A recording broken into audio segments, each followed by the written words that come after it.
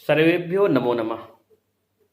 हम सब इससे पूर्व गद्य शिक्षण पाठ योजना में सामान्योद्देश्य और विशिष्टोद्देश्य के विषय में चर्चाएं कर चुके हैं। अब उसी अंतराल में शिक्षण सहायकोपकरण के विषय में आज बात करते हैं। वास्तव में शिक्षण सहायकोपकरण होता क्या है? सबसे बड़ी बात तो यहाँ यह होती है कि शिक्षण में जिन उपकरणों की जरूरतें पड़ती हैं उन्हें हम कहते हैं शिक्षण सहायकोपकरण। और उन्हीं शिक्षण सहायकोपकरणों में कुछ होते हैं सामान्य उपकरण और कुछ होते हैं विशिष्ट उपकरण। सामान्य उपकरण कौन कौन से हैं? सामान्य उपकरण में सबसे पहला उपकरण तो यह हुआ पाठ्य पुस्तक, दूसरा श्यामपट्ट या श्वेतपट्ट, मार्जनी जिससे हम श्वेतपट्ट को मार्जन करते हैं, मिटाते हैं, और मार्कर, चौक, सूचीदंड और लपेट श्याम फलक आदि आदि सामान्य उपकरण में आते हैं। और दूसरा होता है विशिष्ट उपकरण। विशिष्ट उपकरण में प्रतिकृति, चित्र, रेखा चित्र, मानचित्र, मॉडल आदि आदि विशिष्ट उपकरण में आते हैं।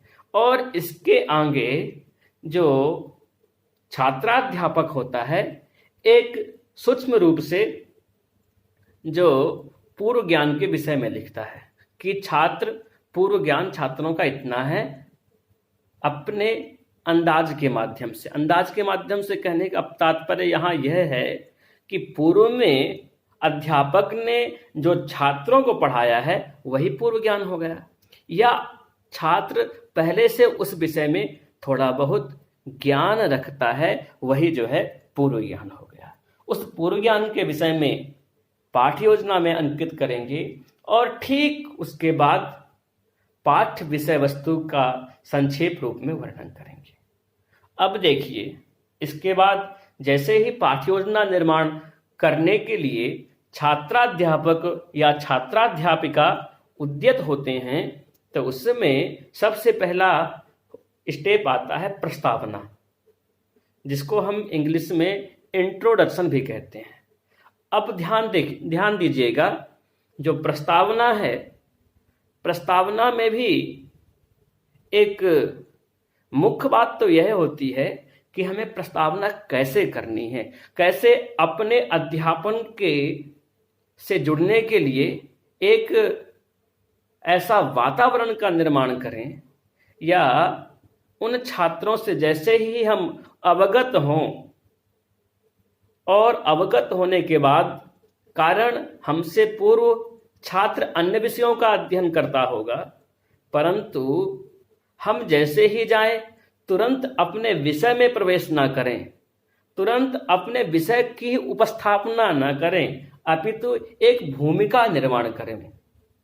और वह भूमिका कैसी हो? बोले वह जो भूमिका है आपकी, वह जो प्रस्तावना है आपकी, वह प्रस्तावना आपके पाठ्य विषय से छात्रों को जोड़ने वाली हो, पाठोन्मुखी करने वाली हो। तो महाराज, यहाँ जो प्रस्तावना होती है वह प्रस्तावना कौशल में अध्यापक अपने विद्यार्थियों के पूर्व ज्ञान और अनुभवों को नवीन ज्ञान से जोड़ने का प्रयास करता है। पूर्व ज्ञान से नवीन ज्ञान की ओर अभिप्रेरण होता है, वही प्रस्तावना है। प्रस्तावना निर्माण के समय अध्यापक को या छात्राध्यापक या छात्राध्यापिकाओं को कुछ विशिष्ट बातों का ध्यान रखना चाहिए। जैसे प्रस्तावना केवल प्रश्नों के माध्यम से ही नहीं होती है, प्रस्तावना करने की बहुत सारी विधाएं हैं। प्रस्तावना चित्र के माध्यम से, प्रस्तावना कहानी के माध्यम से, प्रस्तावना किसी भूमिका के माध्यम से, प्रस्तावना किसी दृष्टांत के माध्यम से, प्रस्तावना सामाजिक वातावरण के अनुसार भी प्रस्तावना की जा सकती है। यदि अध्यापक या छात्राध्यापिका प्रस्तावना प्रश्नों के माध्यम से करता है तो वहाँ छात्राध्यापक को कुछ बातों का ध्यान रखना चाहिए।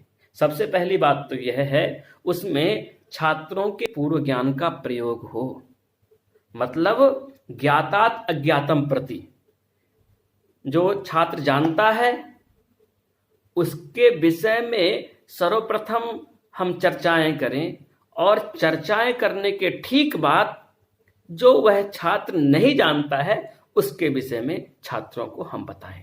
यह है ज्ञातात् अज्ञातम प्रति। कुछ शिक्षण सूत्र भी बताए गए हैं, उन शिक्षण सूत्रों का भी प्रयोग करते हुए छात्राध्यापक एक सुंदर तरीके से प्रस्तावना करता है।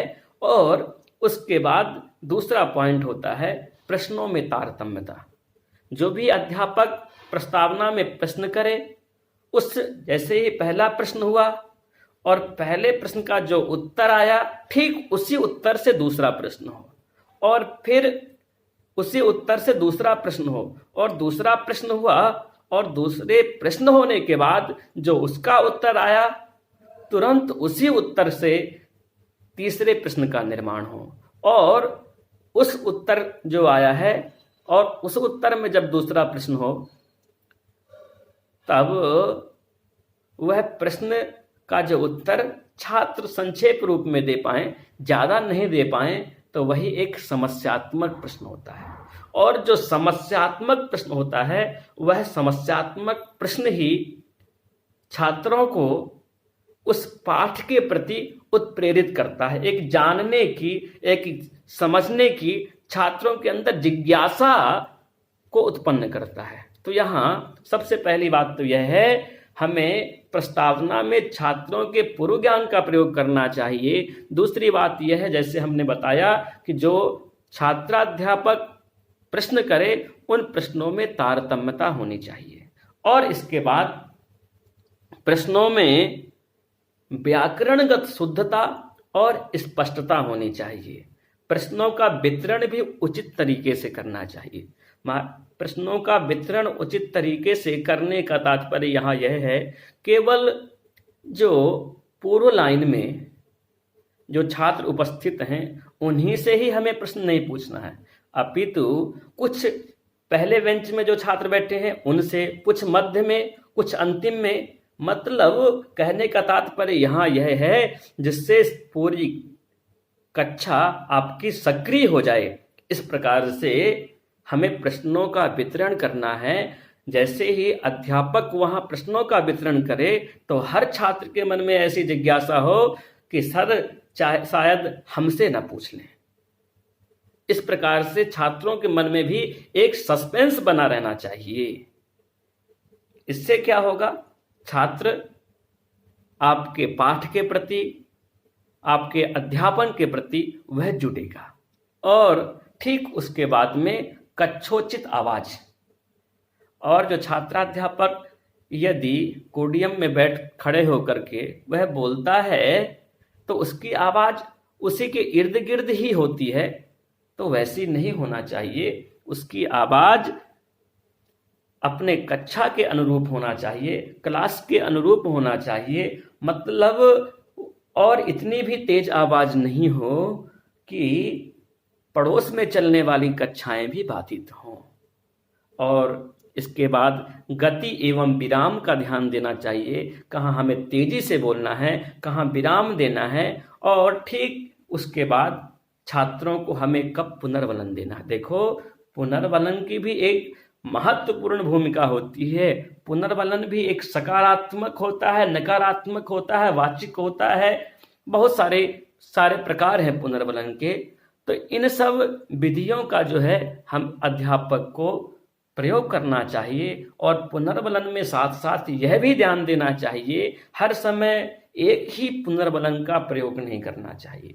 कारण यदि हम एक ही पुनर्वलन का very good very good very good बार बार करेंगे तो छात्र ठीक बहुत ही शीघ्रता के साथ में अध्यापक का नामकरण संस्कार भी कर देंगे। इसीलिए सब छात्र बोलेंगे भी कि वेरी गुड वाले सर आ गए हैं। इन सब बातों का भी हमें ध्यान रखना है।